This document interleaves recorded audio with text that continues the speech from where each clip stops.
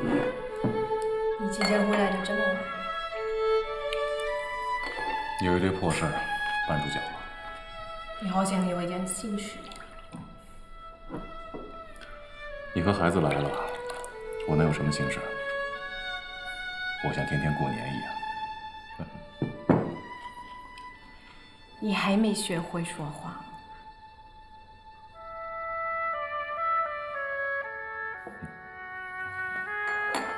告诉我你怎么了？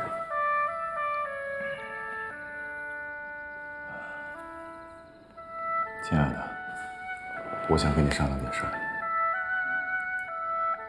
我们搬家好吗？搬家？对，我在锦绣的郊外租了一套房子，你和孩子暂时先搬到那儿去。你住哪里？我还住在这儿，不过我会经常过去看你们。为什么？我这个房子不能住吗？不是，你是想跟我住吗？不，太太，长官呢？他是跟你开玩笑呢，他怎么能赶你走呢？是不是长官？长官说话你插什么嘴？出去。是。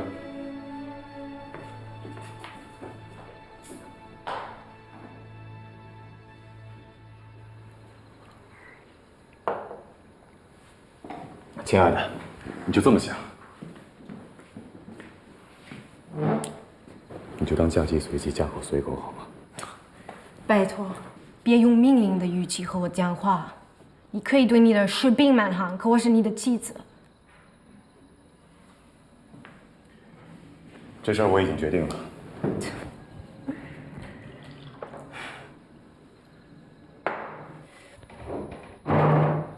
到底发生了什么？你还记得前2天找你谈话的那2个军官吗？我做错什么了吗？错就错在你不该是个俄罗斯姑娘。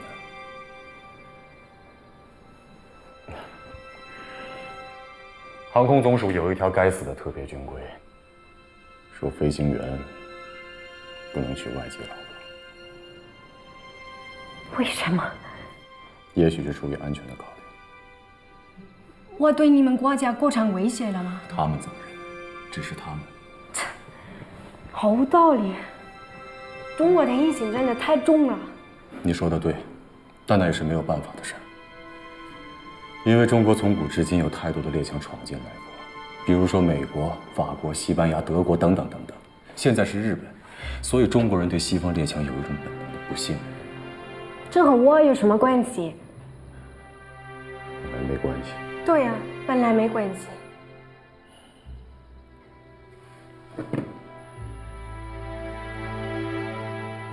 我不想和你争辩，告诉我怎么办。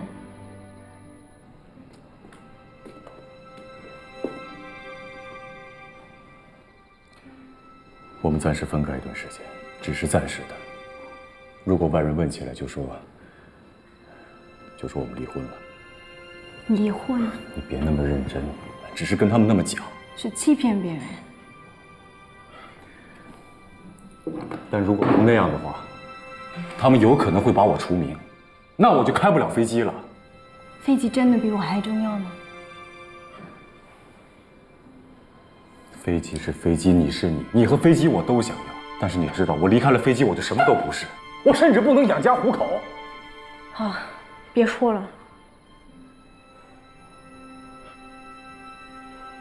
我没准备，让我想想好吗？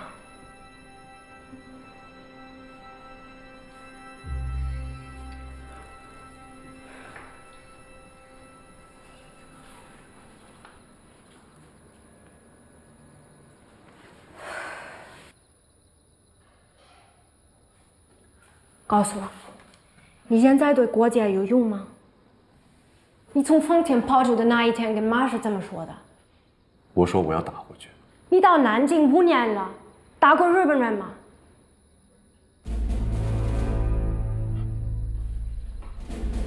亲爱的，这件事情不是由我来决定的，但我一直在等。别再欺骗自己。如果为了保卫你的国家，我情愿离开你，可事实上，你在打内战，这有意义吗？就为了这个，你忍心让我和孩子离开你吗？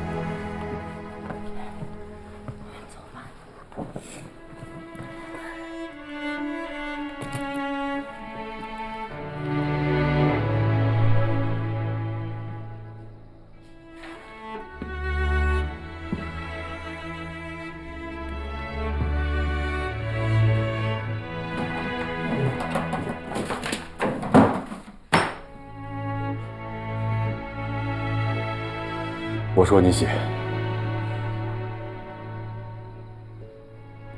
写什么？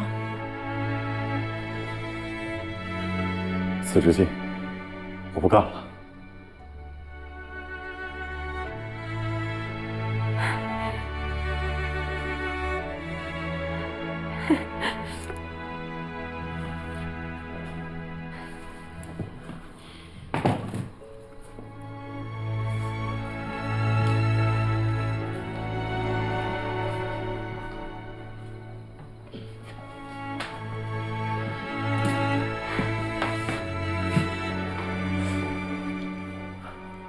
你可别后悔。我不会后悔的。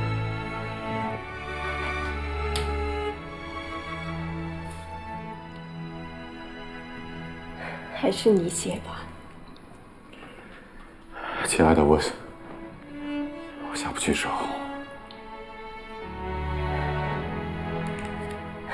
我孩子学不好。没关系，先打份草稿，回头我来抄。你真的想好了吗？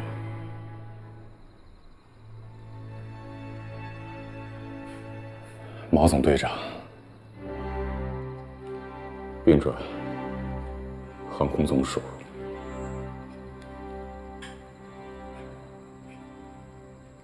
剑桥中央航校教官高志航，于民国16年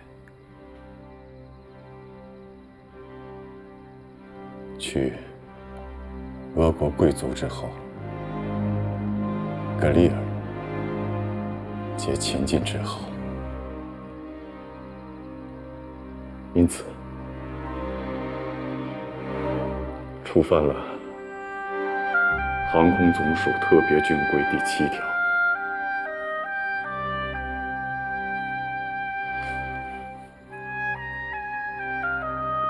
因为夫妻感情笃厚，笃厚怎么写？你先空着。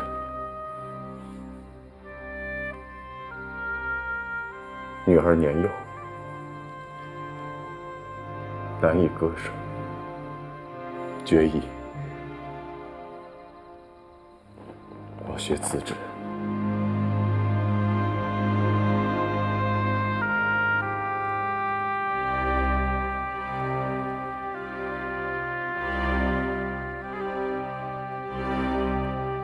运气也好。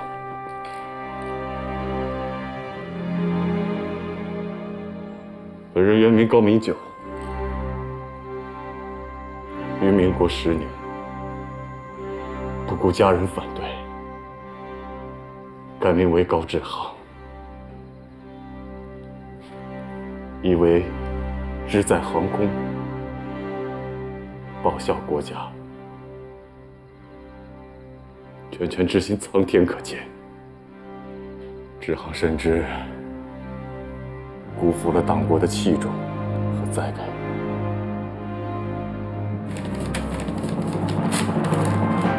你在干什么？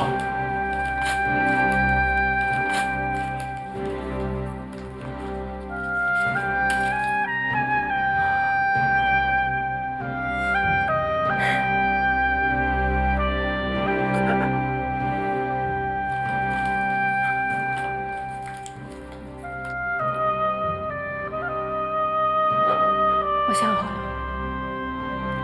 还是我和女儿走。我们搬出去吧。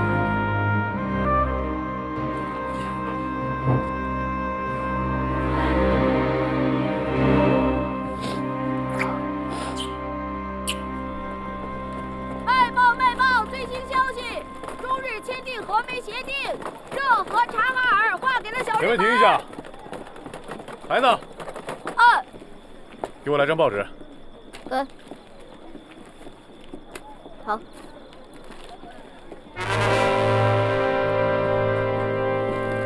不用找了，把这些都给我。好，谢谢先生。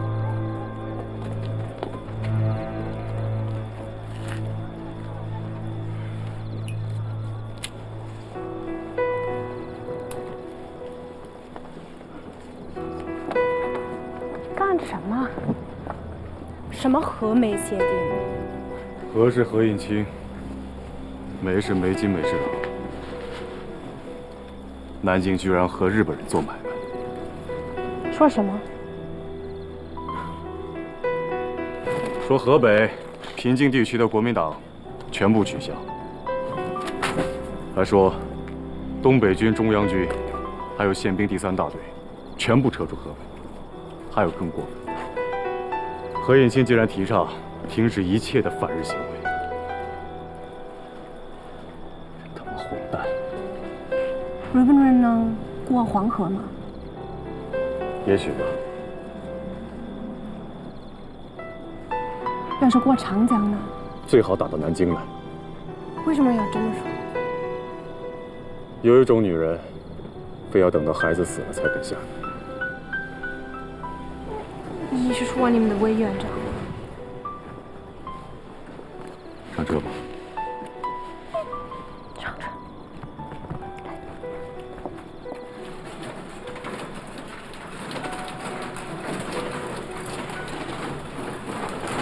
来，你们俩分吧。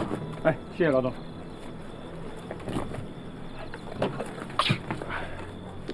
那我们的东西呢？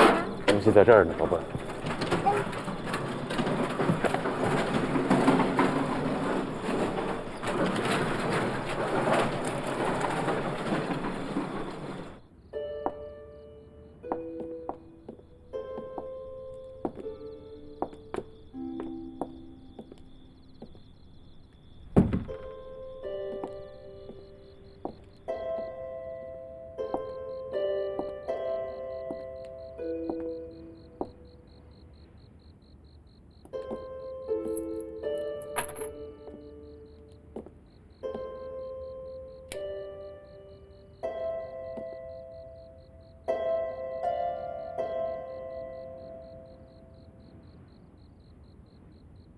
亲爱的，房子不太好找，你和孩子先将就一下。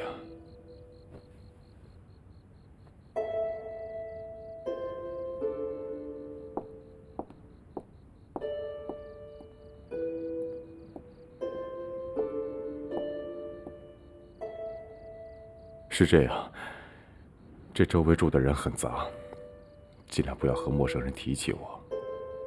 还有，你和孩子长得太惹眼了，平时不要上街，如果缺什么，我会让丽儿给你送来。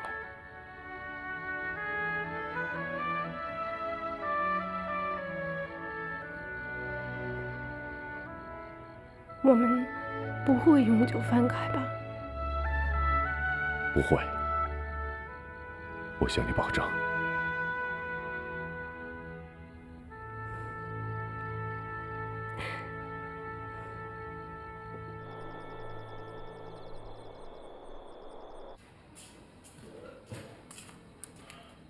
长官，嫂子和孩子呢？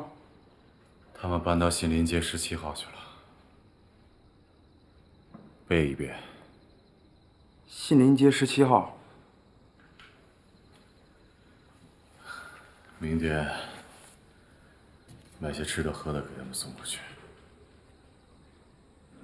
地址千万别告诉别人。如果有人问，我就说不知道。说我们俩离婚了。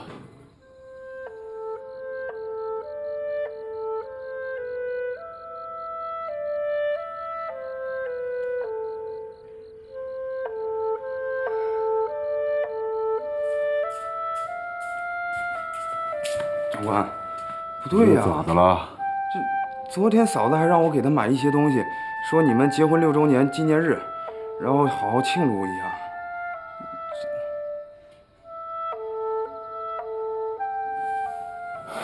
这样，你把那些吃的喝的都给我搬到楼下去，自己一人庆祝吧。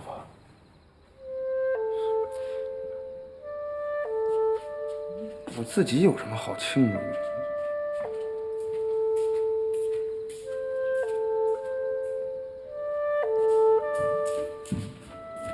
长官，我觉得你还是应该拿着东西，带着东西去那个看看嫂子，我给你看家。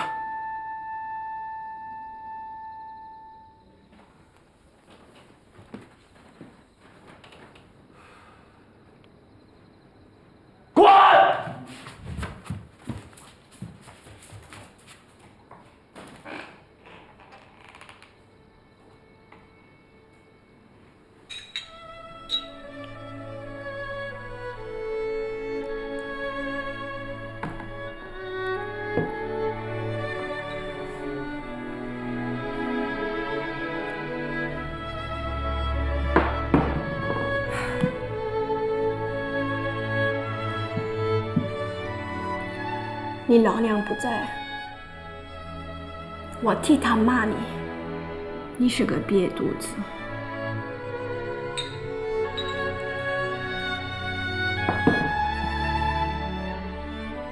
我们本来说好，每年这一天庆贺一下，可你把今天这个日子忘了。你就是干我们俩，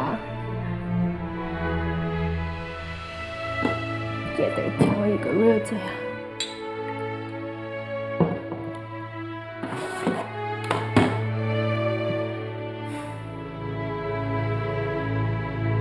你还有心思笑吗？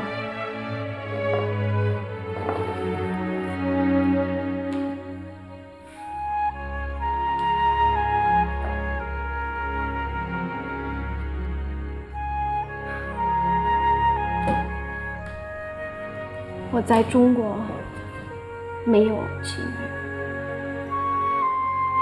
现在丰田的家没了，南京的家也没了。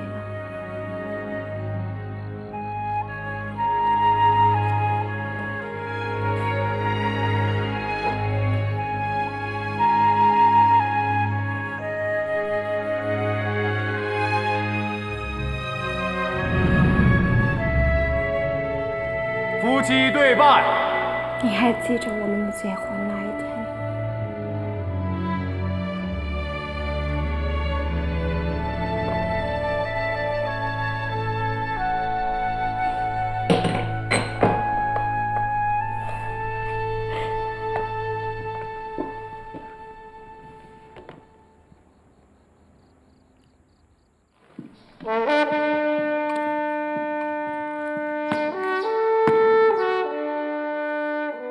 中校教官高志航接受考核。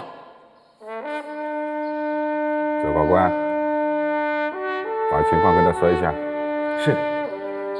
这次的航演可不同北平，这次参加表演的外国飞行员，他们都是国际名人，他们至少有10几种的特技飞行，包括高坡度的盘旋、半滚倒转、空中翻筋斗。有些惊险动作，我们也是闻所未闻呐。你听着，中属乃至国父，谁也没人指望你给中国空军争面子，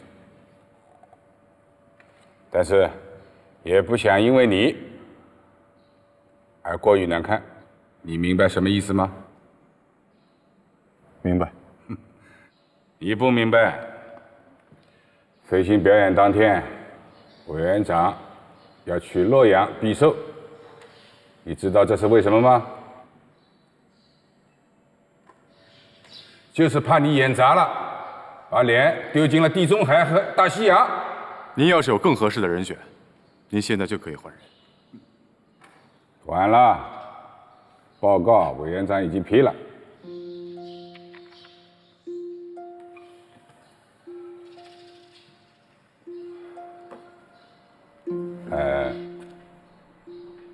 今天把你叫来，就是想让你告诉我们，你会些什么？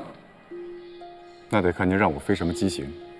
好，机库里还有一架美国的霍克3，也算是世界上先进的。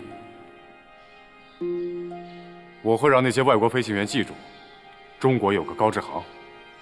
你说什么？我说我会让那些外国佬记住，中国有个高志航。中校，你太轻狂了吧？凭什么呀？人家飞行3000多个小时，你呢？你的飞行记录还不到2000个小时吧？报告长官，我的飞行时间不是这么计算的。我从去法国，从我改名字那天开始，我每天都在琢磨飞行。每天？是的，每天，吃喝拉撒都算上，我的飞行时间早就过万了。这一点我可以肯定，高志航至少不会比外国飞行员逊色。可他不是这样说的，他是说让外国飞行员知道中国有个高志航。我想知道，你凭什么？如果运气好的话，我可以来一个贴地倒飞。什么？倒飞我倒是看着了，可这贴地得怎么解释啊？从飞行员的角度上讲，50到500公尺都算贴地。 500公尺以下，把飞机翻过来不算，还贴地倒飞，你们谁敢相信？从理论上讲，应该可行。但是在这个高度上倒飞，飞机几乎无法掌控的，这是个很危险的动作。确实危险，不过不是不能掌控。你飞过吗？飞过。谁能证明？我的前妻格丽尔。有一次我在她面前显摆，无意中飞出了这个动作。一次无意中的动作，你也想让我相信你？长官有所不知，特技动作一部分就是在无意中做出来的，还有一部分是在空战中遇到危险，下意识做出来的。等眼先生，是，还是你说说吧。钟队长，我希望您给高志航一次机会吧。刚才你说到运气，我不相信运气。您要是不信，我现在可以飞给您看。你知道一架飞机多少钱吗？总队长，这一次关系到中国空军的荣誉，我请求您给我这个机会。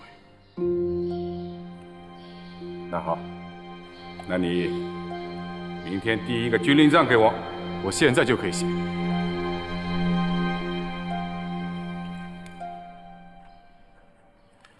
好，我改主意了，你就是列了军令状，也不能贴地倒飞。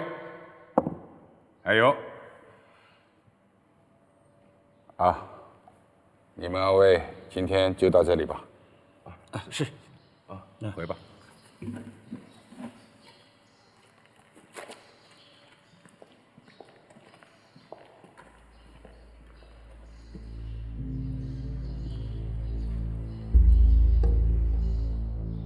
我想知道，格里尔现在在哪里？我们离婚了，他已经搬出了公寓。离婚是有批复的，我只认批复。那个格里尔是俄罗斯贵胄之后，本属绝难容忍。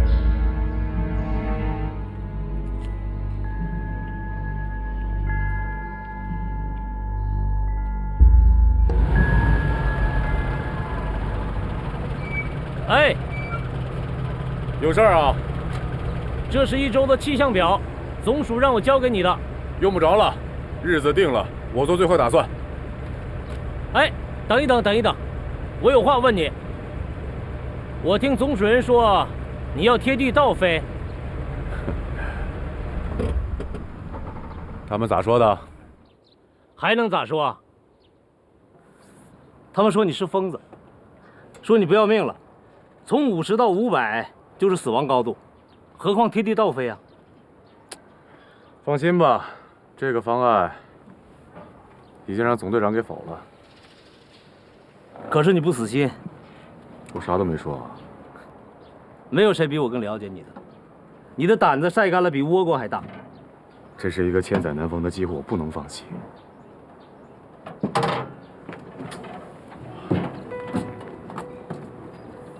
志豪，我劝你一句，最好别臭显摆了。中央军外战不行，和自己人掐，下手狠着呢。我爱臭显摆不假，但这次不一样，我代表的是中国空军，没得商量。我告诉你啊，就算你臭显摆成功了，最后倒霉的也是你。这个我信。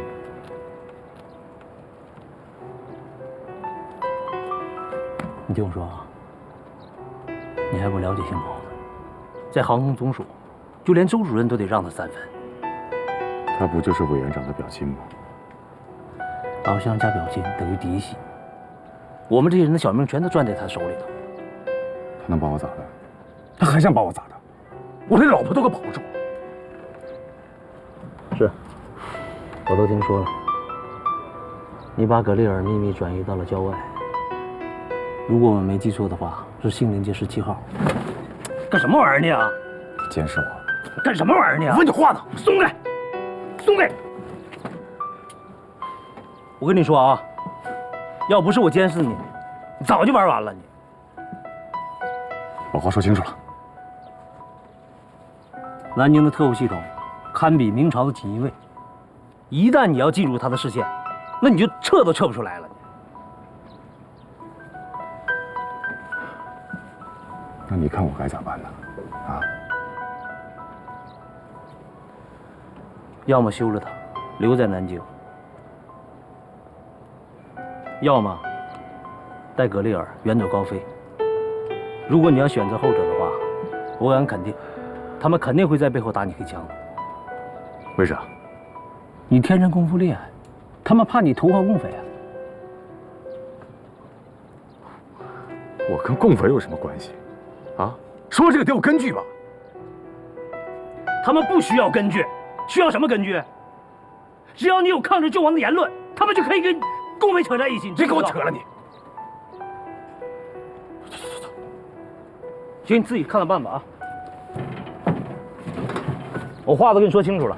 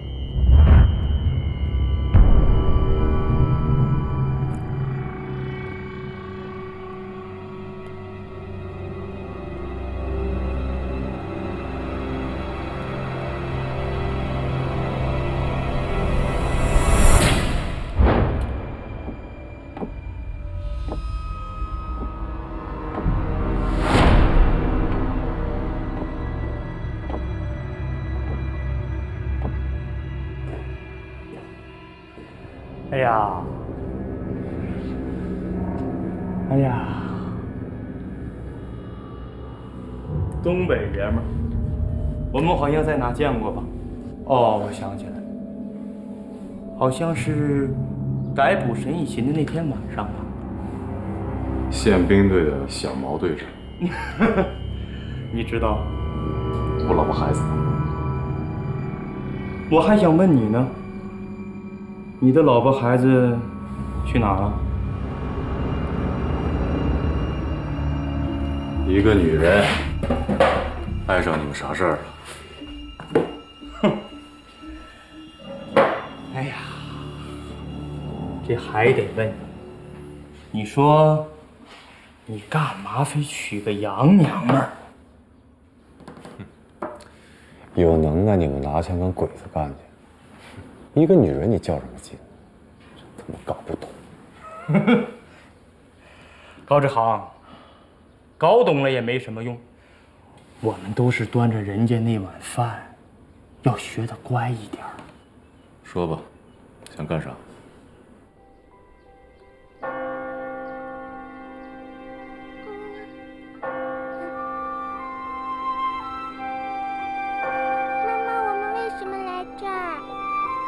我们忏悔来的。为什么？因为妈妈有心事。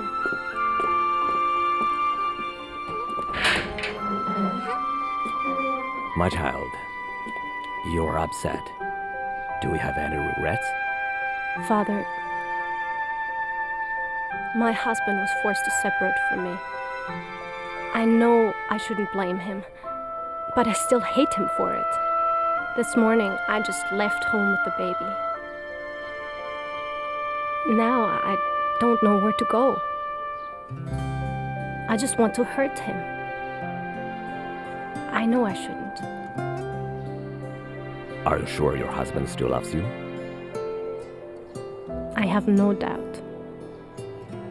My child, you must remember, the devil is looking in the shadows and in everyone's hearts.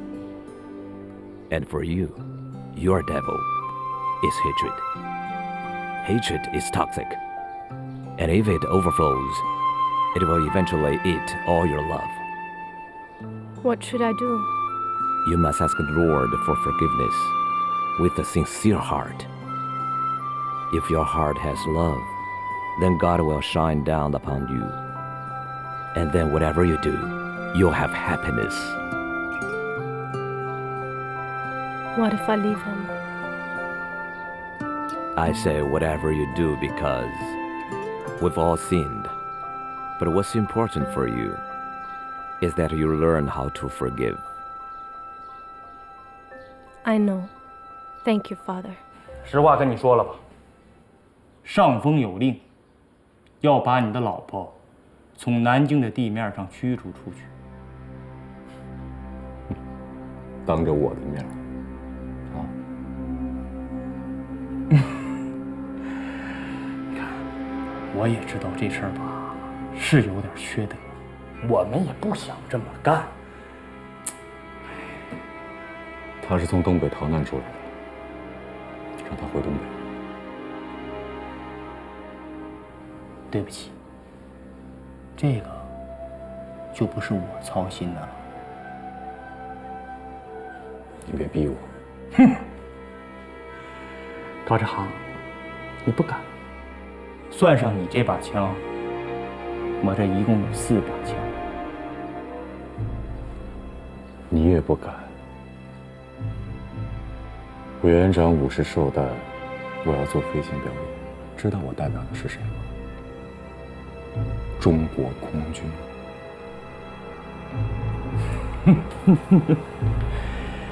高志航，你很聪明。你们毛总队长有话，说让我不要为难你，但前提是，前提是你不要放魂。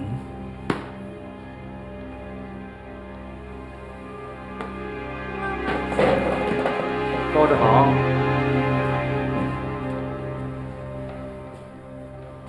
我说了，你不要放魂，给我看好他。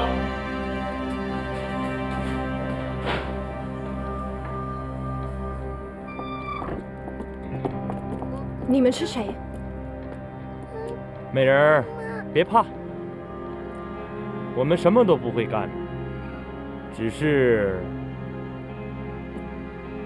想让你离开高志航。不行。你一定听说过宪兵队吧？没有人对宪兵队说不。我们是夫妻。夫妻可以离婚吗？不。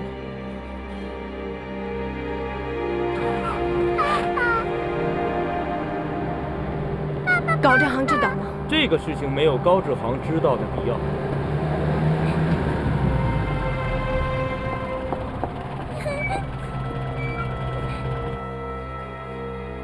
兄弟，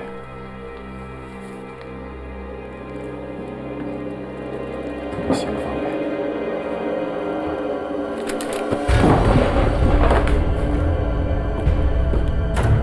让我进去。把枪给我放下！别怕。把枪放下！高志航，别胡来。是你别逼我，老子本来属兔的，你要逼我，我能输了，你信吧？这行能静下。高志航，我告诉你，这个事情不是我们两个人能控制得了的。放他们走！一旦出事了，你的老婆孩子都遭殃。放他们走！高志航，这是上峰的命令，你知道是谁下的命令吗？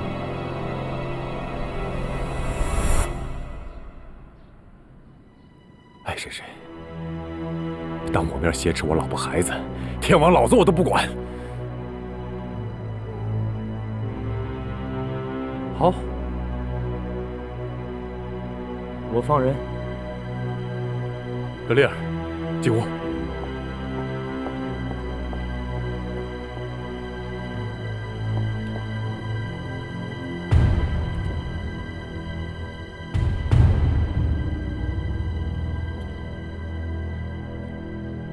高志航，人我是一定要带走的。我可以给你10分钟的时间。不够，最少半个小时。你想干什么？亲个嘴儿，抱一抱，没准上个床。有点耐心。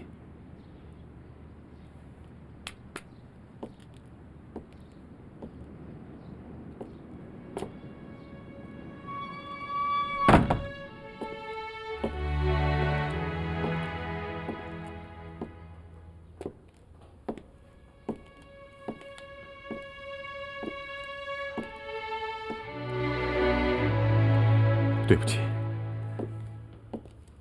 是我太窝囊了，让他们受委屈了。别这么说，坐下，我有话说。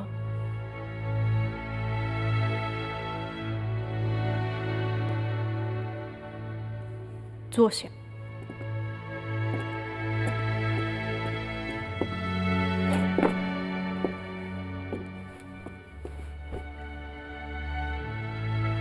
我想好了，咱们离婚吧。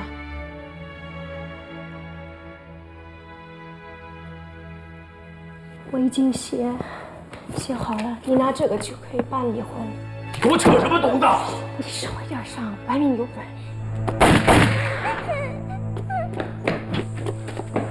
滚出去！出去！好，我出去啊！我出去，我这就出去啊！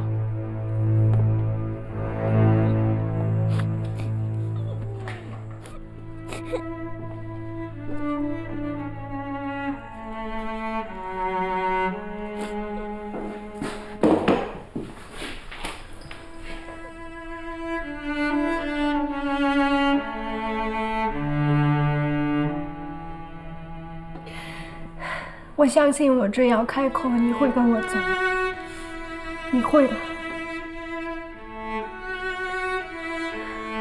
可然后呢？我太了解你了。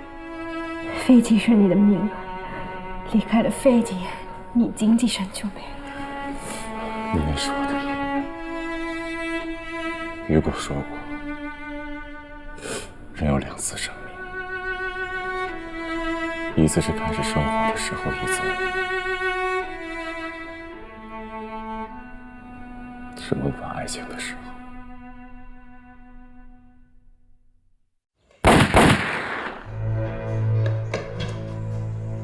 滚出去！出去！滚！好，不滚，不滚，我出去。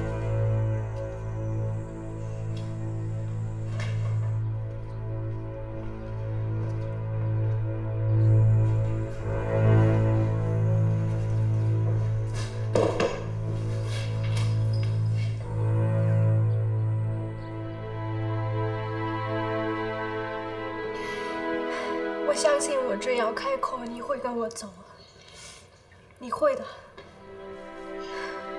可然后呢？我太了解你了。飞机是你的命，离开了飞机，你经济上就没了。你也是我的命。雨果说过，人有2次生命。一次是开始生活的时候，一次是萌发爱情的时候。我知道你心里很矛盾，你马上要参加飞行表演。谁告诉你的？李贵东。这个王八蛋。他为你好，他说了，如果不离婚的话，把你除名不算了，他们也不会放过你。我不是怕这些，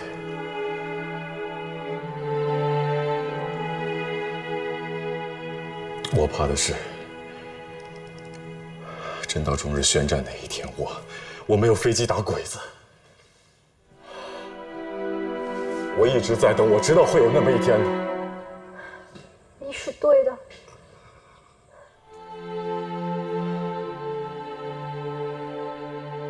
我不怪你。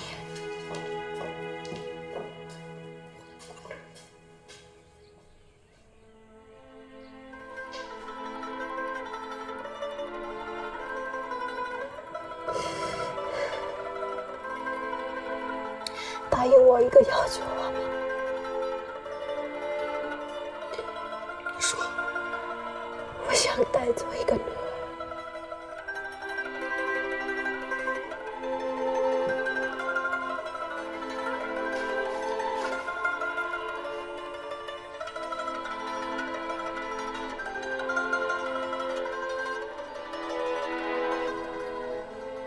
热量太小了。你回老家把丽亮带走吧。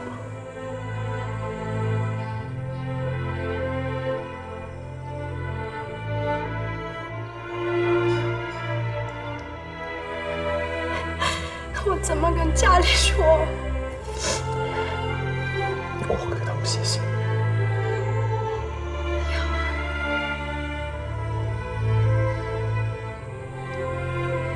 送我走。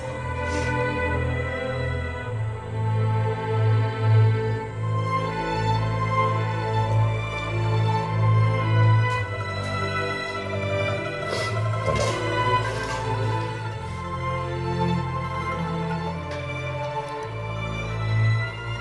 你也答应我一个要求。什么？我想再好好看看你穿高跟鞋的样子。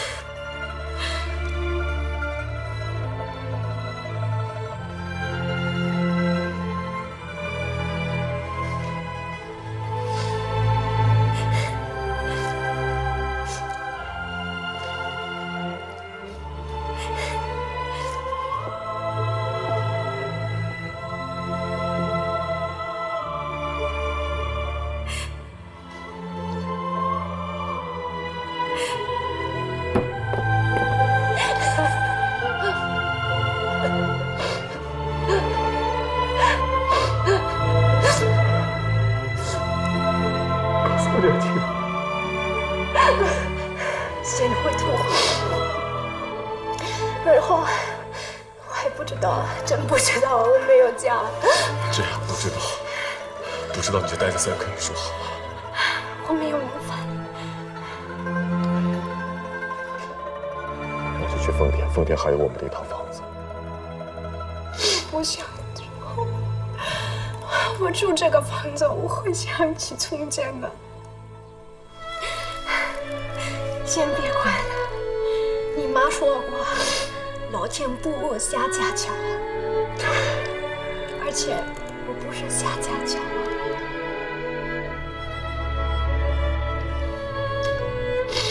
格里尔，我双腿跪父母。今天我单腿给你跪下。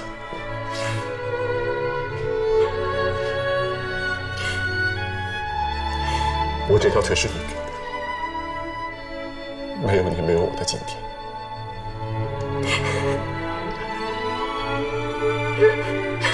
从我们在黑河相识到现在，我没有让你过上几天好日子。别这么说，这辈子我欠你的。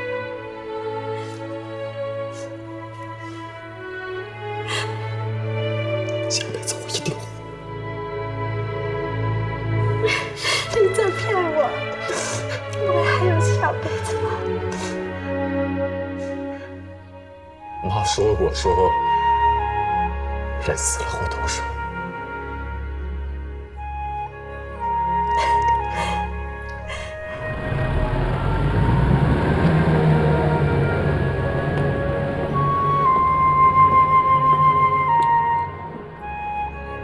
格里尔并没有做错什么，他只是无意中碰触了南京的一条特别军规。他是在今晚被宪兵队押送走的。我们连顿散伙饭都没吃，而不免为之感叹：国未破，家先亡。老大我生未尽兴，爱未尽情。而时下，更让我忧虑的是两个女儿。丽亮已经读书，要是被他母亲领走，等待他们母女的只能是颠沛流离、凄风苦雨。而有亮年纪尚幼，我终日军务缠身，肯定照料不周。那念及此，我心里既痛刀割。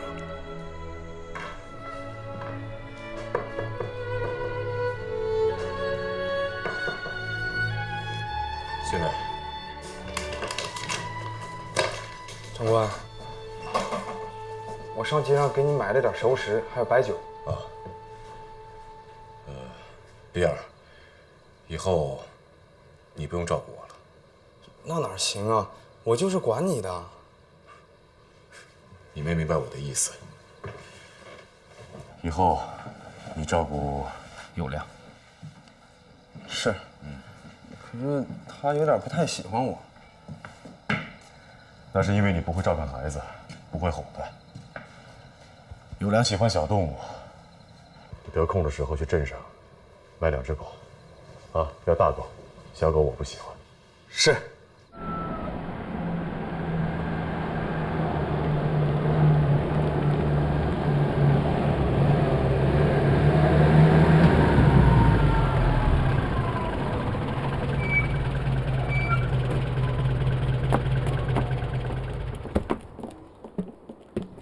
好了，可以下车了。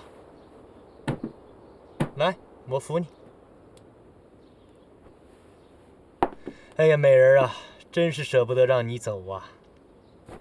放尊重一些。往前走个10几公里，就到了南京的地面上。买张火车票，去你想去的地方。啊？嗯？哼！你们看这娘们走路的姿势，真是够骚的。看她走那2步，就是个骚娘们。哼，你懂个屁！娘们儿不骚，这个世界上还有意思吗？啊？哼！高志航啊，高志航，这么骚的娘们儿，就让你这么放跑了？走。请父母大人宽恕，不孝儿高志航叩首。完了。还有啊，年月日。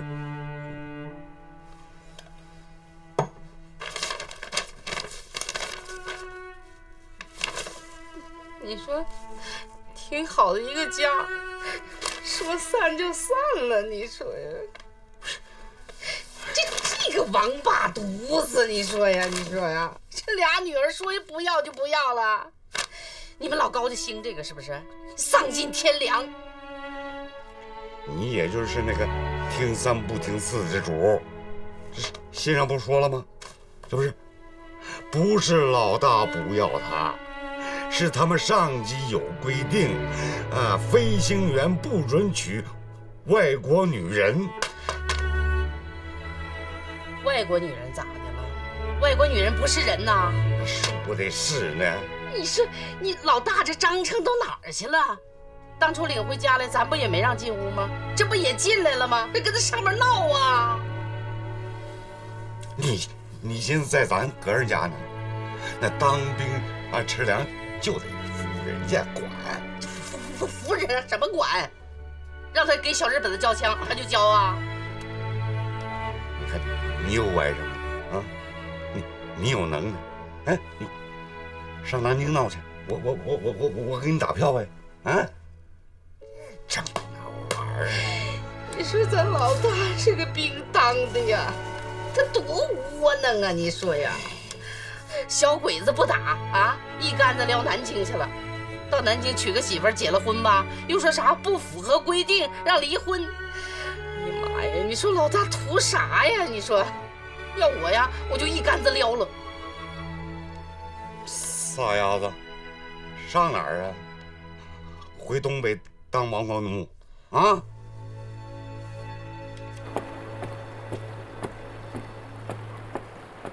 这不，这信上说了，说咱们蒋大委员长要过50大寿，还让咱大儿子他们参加那个飞行那个表演。你看，不是你说老蒋这个人心多大吧？啊，国家都这样了，他还过啥大寿啊？哎呀妈呀！要是我呀，我早找个歪脖子树吊死得了。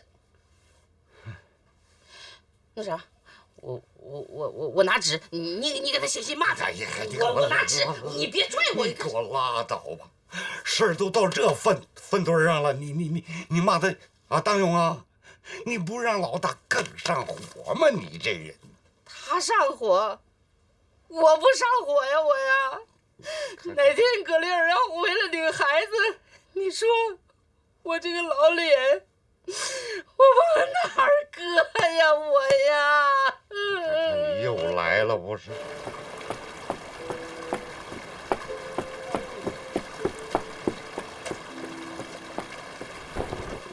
奶，我回来了。孩子回来了。给我啊！奶啊，听我叔说爸来信了。对啊，那啥，你放学了，那吃饭吧，饭在锅里去，自己拿去啊。对，热乎着呢啊。我跟你说，他们两口子离婚的事儿，可别跟孩子瞎嘚咕。我傻透腔了，我呀，真是。爷，我爸都说啥了？你爸他没说啥呀，他就是说你消息好不好，问问。说了，咋没说呢？你爸说了，说那个老蒋要过寿，完了那个什么开飞机让你爸上天上给他表演去。啊，对对。老蒋是谁？老蒋啊，就是。小孩儿别打听这些事儿啊。吃饭吃饭。信呢，我也看。啊？看啥？看信呐？信那个，那是你爷。对，你说你爷，哎呀妈呀，你爷呀，上厕所拉屎啊，擦屁股去了，他给。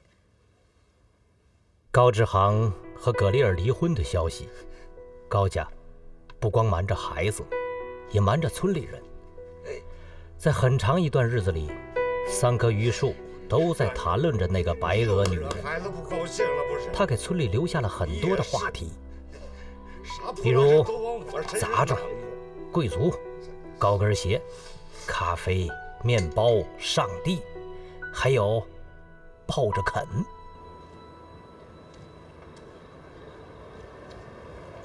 我宣布，蒋委员长贺寿大典现在开始，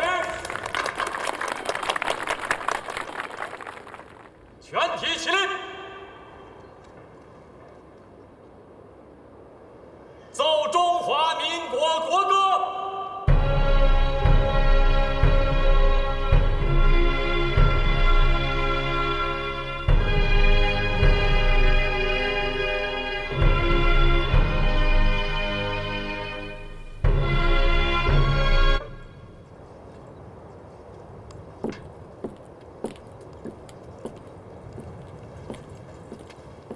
旗呢？我不是跟你说鸡头上贴面旗吗？旗我准备了，总队长不让贴。贴上。高教官。贴上，出了事我负责。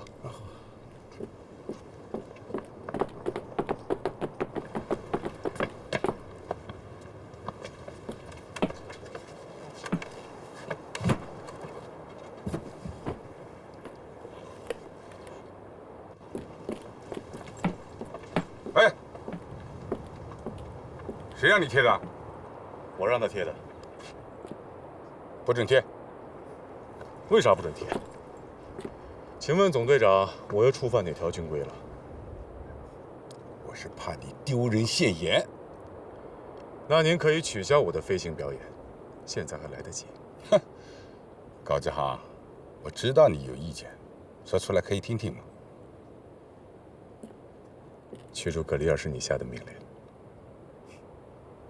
你可以这样认为，你不觉得很过分吗？高志航，你在质问我吗？你要知道，你是党国之军人，儿女私情，当置之度外。党国之军人，好啊。党国之军人能够容忍日本人在地面上撒野，却容不下我老婆。搞不明白。恃才傲物，目无长官，还嬉皮笑脸，谁管你这个臭毛病啊？报告长官，志航生来这副德行，你要骂应该骂我爹娘去。你给我站住！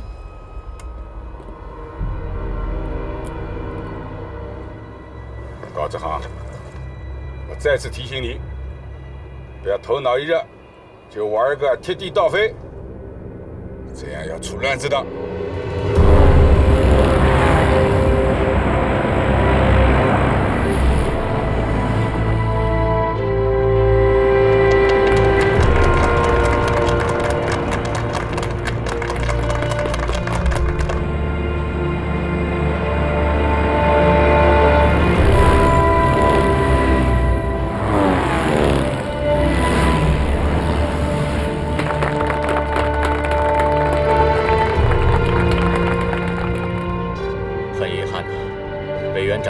亲自前来。我今天晚上会在电话上形容给他听的。哦，对了，委员长本来不打算要请日本领事的，我后来说服了他。我是想让日本领事给日本内阁传句话：中国空军已经成军了。啊，夫人这么说，我的压力可就大了。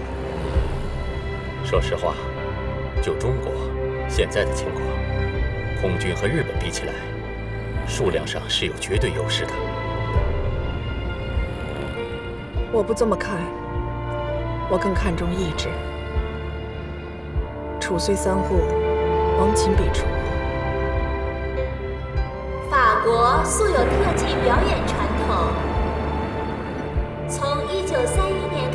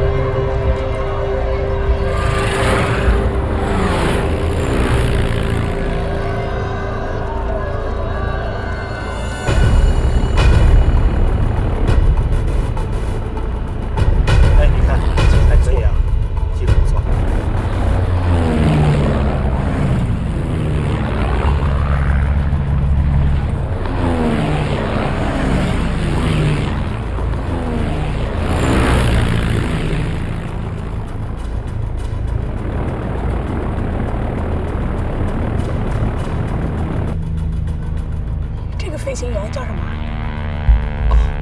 叫高志航。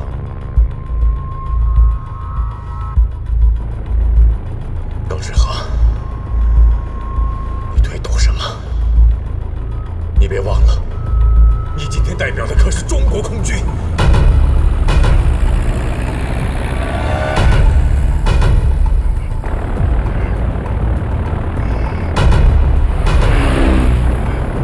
格里尔，你在哪儿？今天你男人要显摆显摆。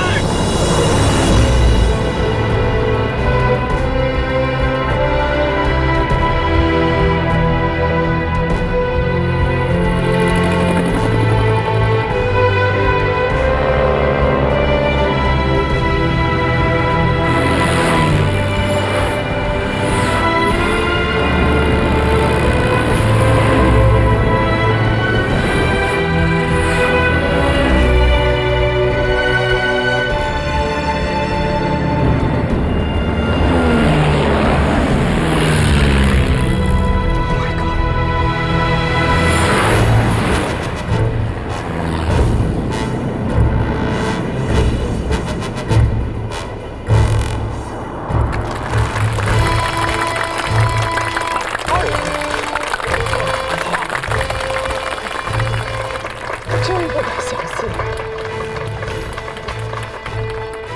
夫人，我治下的空军比你想象的要好。啊，当然了，这都是夫人的功劳。夫人说过，空军至高无上嘛。我说过吗？是，您说过。在第4次视察笕桥的时候，您还说要把中国的空军办成现在的黄埔。谢谢。有人说，这只是句大而无当的口号。不，在我看来，夫人这是大方略，极具识台眼力啊。柔然，你去帮我问一下，这个飞行员叫什么名字？怎么了，外公？我们国家就缺这样的英豪啊！就凭他刚才的表演啊，我捐1万银元。好啊！明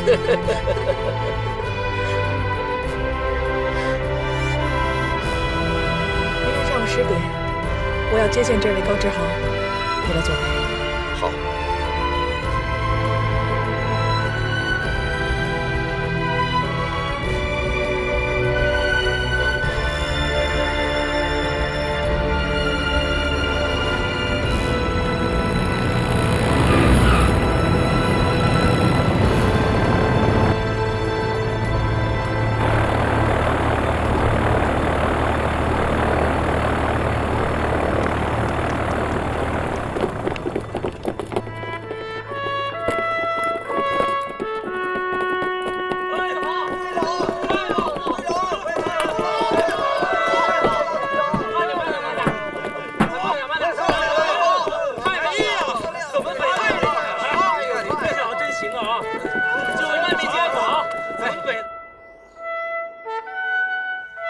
你急着要见我，就是想惩治一下高志航？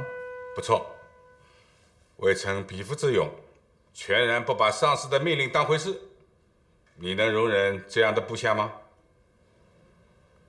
帮主啊，你的心情我能理解，不过我要提醒你，3天之内，高志航那个贴地倒飞的照片将会刊登在全国几百家报刊上，说不定还会轰动全世界。你知道这意味着什么吗？所以，我把你请来是向你请示。你到底想干什么？想把他踢出航校。哼，好啊好啊，你这个想法倒是和蒋夫人的不谋而合。这样吧，10点钟我要带高志航去见蒋夫人。1周之内，你肯定能得到高志航的最新消息。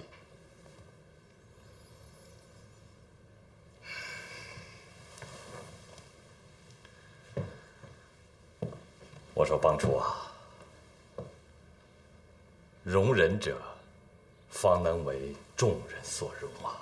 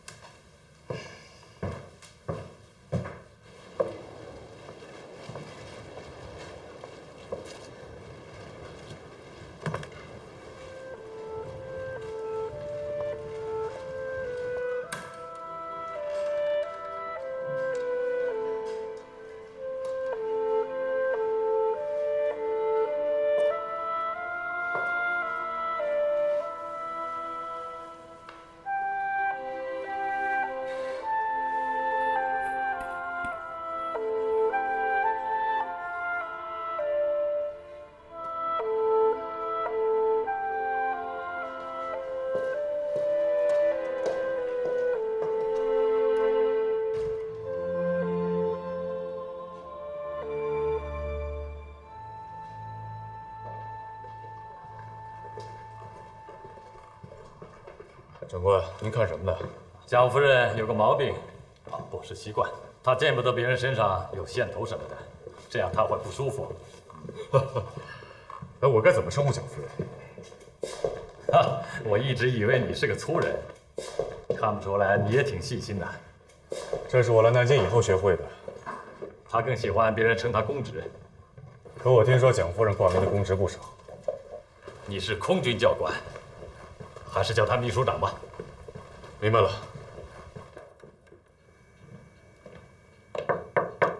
进来。秘书长，我把高志航带来了。秘书长，你好。你好。到底东北人啊，看上去一股凛寒之气。秘书长，这是在夸我？当然是在夸你。来坐。昨晚我和委员长通话了，他对你高志航的特技表演深感意外，说我们的空军这几年有长足进步，要是多出了几个高志航，他就可以和日本人叫板了。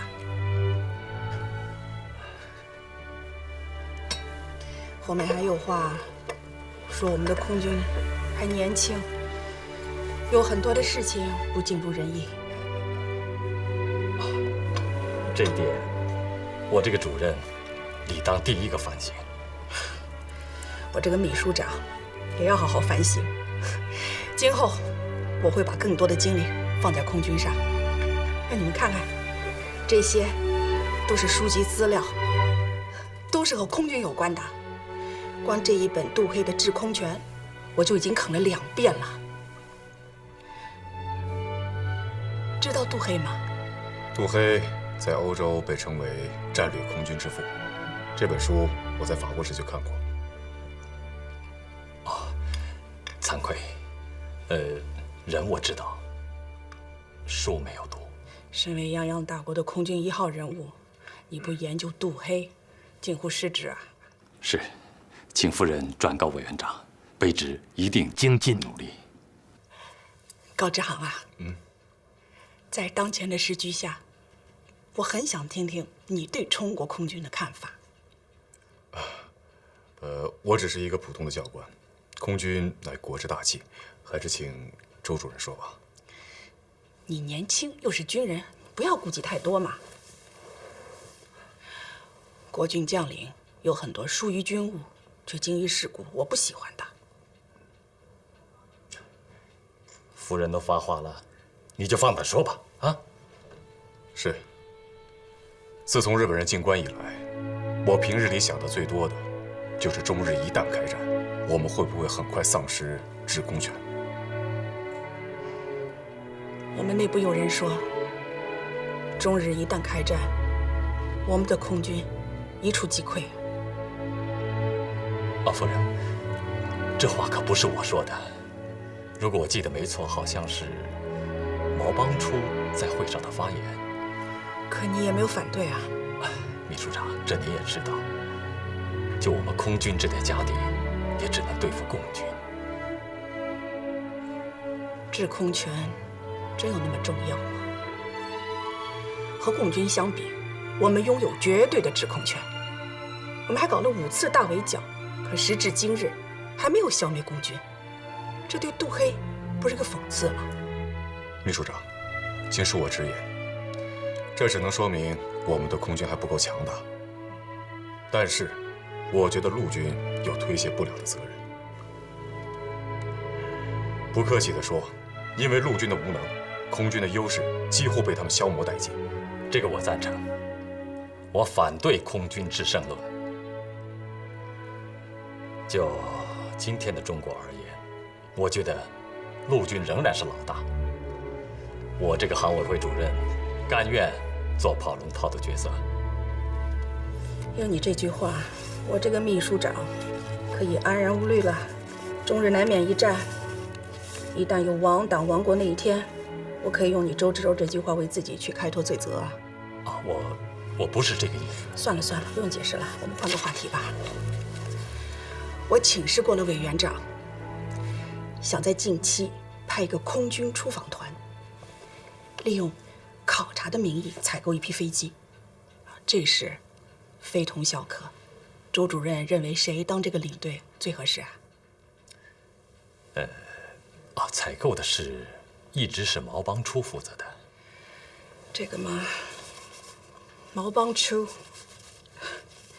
他是委员长的内亲。且不说空军方面对他有一些传言，为了避嫌，我也不觉得他是最合适的。这件事还是由您来定夺吧。您来航公署已经5年了，人头也熟。高志航，你来当这个领队怎么样？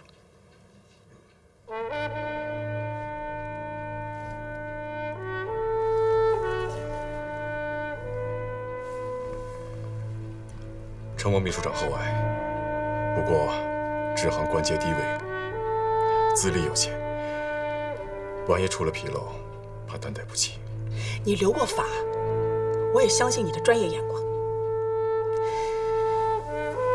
不过，委员长是更喜欢剑桥出来的，我需要一个强硬的理由说服他。哦，对了，张学良将军当着我的面夸奖过高志航啊。张学良熟悉你啊？实不相瞒，在我来南京之前，张学良将军曾经亲笔为我向你写过一封推荐信。哦，都这么久了，你怎么没给我看过呀？我只是想自己收着，留个念想。你说说看，你什么想法？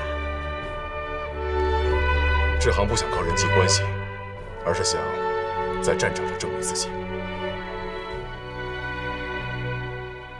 你准备一下，这个出访团的领队就是你了。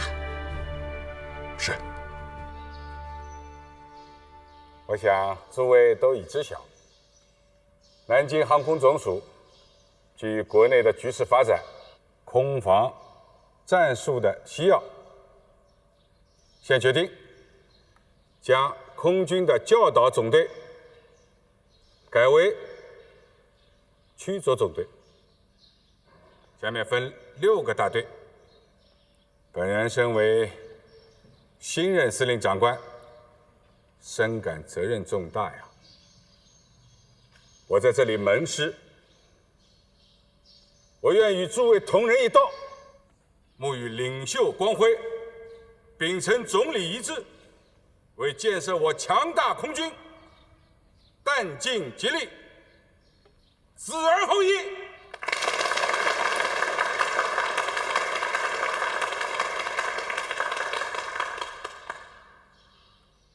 下面，我宣布一个最新的任命。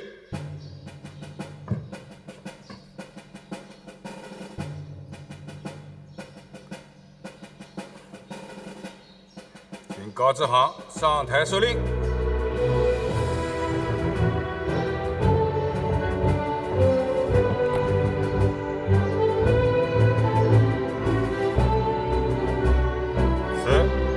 调升中央航空学校飞行科中校教官高志航为驱逐总队4大队上校大队长，司令航空委员会委员长蒋中正。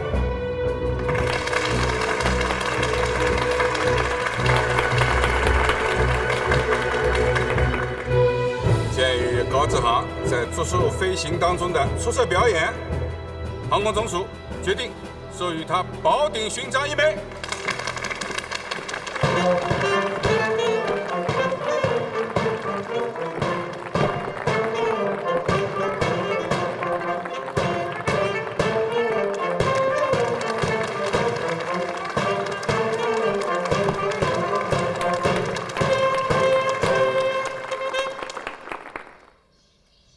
最后，我不得不说一些煞风景的话。尽管现在国内外报纸上一片溢美之词，不过我还是保守作见。高志航在着手上的飞行表演，他那些所谓的惊险动作，在我看来，纯属是莽撞的即兴之作，是花拳绣腿，是哗众取宠，是逞匹夫之勇，是东北人说凑显呗。哼，这是什么行为啊？啊，这是目无丧事的抗命行为。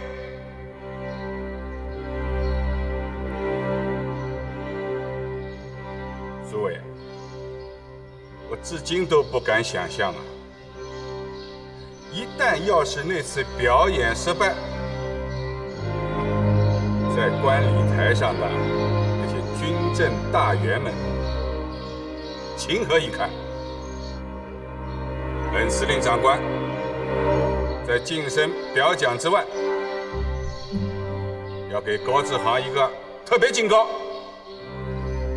希望他在喜悦中吸取教训，不可以再越雷池。高志航，哟，你自己表一下态吧。谨记总司令教诲。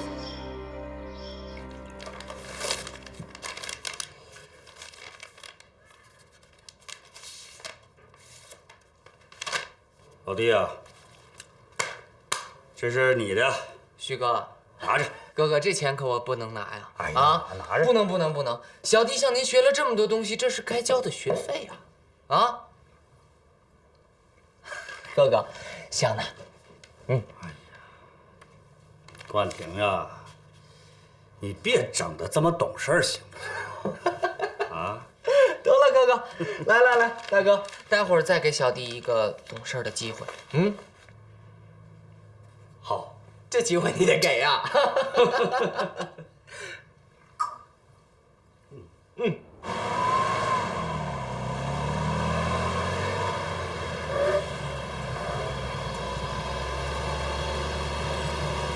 你干啥呀？你眼瞎呀？听口音奉天呐！哎呀，那你耳朵不瞎呀？上街啊！啊，那呗。上街你不得走西门啊？哎，你谁呀？你搁哪立规矩呢？啊，你这么横咋称呼啊？啊，我跟你说啊，你新来的你不知道，别看我押车的，新任大队长是我哥，知道吗？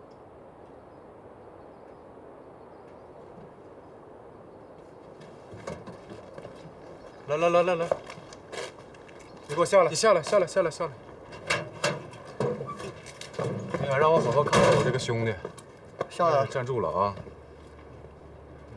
哎呀妈呀，长官，你还认识我吗？你谁呀？我任逍遥。逍遥，天津那间饭馆，你那喝多了，给我一个人旅训来着，记下来没？你咋跑这儿来了呢？啊！哎呀，这不当时你一句话吗？我回头找部队，东北军名声太臭。我一想，我一撩杆子，我就到南京了吗？哎，你咋到我头了呢？喝酒了？喝了一点儿。哎，他喝了酒了，你咋能让他押车呢？啊！不知道喝酒不能执行任务啊？我管你一天禁闭。哎，长官，咱俩谁跟谁呀？都东北军出来的，你说是吧？你要这么说，我关你3天啊！门上。